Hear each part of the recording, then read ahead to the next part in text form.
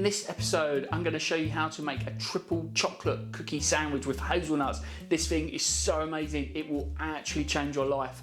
No joke. Stick around, you're going to want to see this. Welcome to another episode of Paulies Kitchen. My name is Paulie and this is my kitchen. In today's episode, I'm going to be showing you how to make a triple chocolate chip cookie sandwich with hazelnuts. This thing is so good, you will love it. So guys, if this is your first time here, do remember to like, comment, subscribe and hit that bell button so you do find out when I release my next video, which will be really soon. In the meantime, I'm going to dive straight in. I'm going to show you exactly what you'll need, and all the ingredients that you will need for this recipe are right here. Don't worry if you miss these ingredients, I will put these in the info box below, so do check out down there and you'll catch them all down there. Just before we dive in and make these cookie sandwiches, I just want to talk about our hazelnuts, which are here. This one here is a hazelnut butter, and all that is, it is pureed hazelnuts. That's it. If you don't have this, I bought this from the shop. It is expensive. If you don't want to use this or don't have it, can't find it, whatever, and you just want to use normal hazelnuts, you can get the chopped version. Get one of these, a pestle and mortar, and literally pound it to a paste. It might take 5-10 minutes, but the results will be the same. Or you could just chuck it in and nobody would need to know the difference. But anyway, let's dive straight in. So the first thing we're going to do is we're going to take our glass bowl and we're going to place it there on our chopping board. Next, we're going to take our chocolate and we're going to break this up in its packet. And then we're just going to empty our chocolate from our packet into our bowl.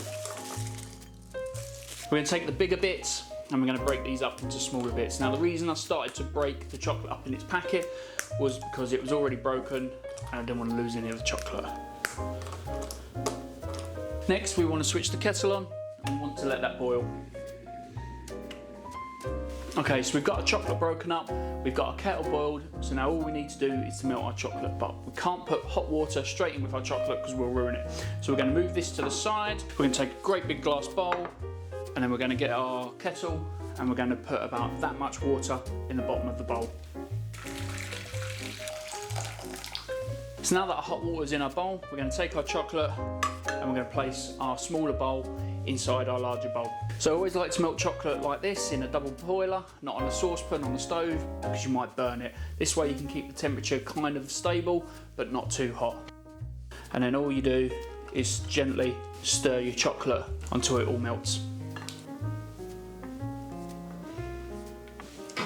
So once your chocolate is melted and it's nice, silky and it's smooth, you take the small bowl out of the large one and just pop that onto your work surface, and we're going to move this across over to here because we don't want it anymore. So let's bring this back into the middle. As you can see, it's nice and melted, it's nice and silky smooth, and it looks absolutely delicious. Lovely. So we're going to move that across to there. We're going to take a nice little dish, we're going to take our hazelnut butter and our spoon, and we're going to take 1 tablespoon of hazelnut butter and place it into our dish. In fact, I'm going to use 2 because that didn't seem like a lot. Lovely. And we're going to pop that back down there just like that. So next we're going to take our chocolate and we're going to spoon in about half of our chocolate onto our hazelnut butter. We take our spoon and we're going to mix our chocolate and our hazelnut butter together. All we need to do is we need to let this cool down a little bit and set, and once it does, it's ready to make our sandwiches. You will know when your mix is ready when you can do this. And it's nice and gooey, nice and thick, perfect spreadable consistency. That's what we want. So we're going to take our cookies and we're going to start making our cookie sandwiches now. Now we've got 6 cookies, which means we can make 3 sandwiches. Or if you really wanted, you could triple these out. That would be epic, actually. We're going to turn them upside down like that. So now that we've got our cookies upside down, decided I'm going to make triple ones, not double ones. We're going to take our little spatula and we're just going to smear it across, and we're going to make it nice and thick.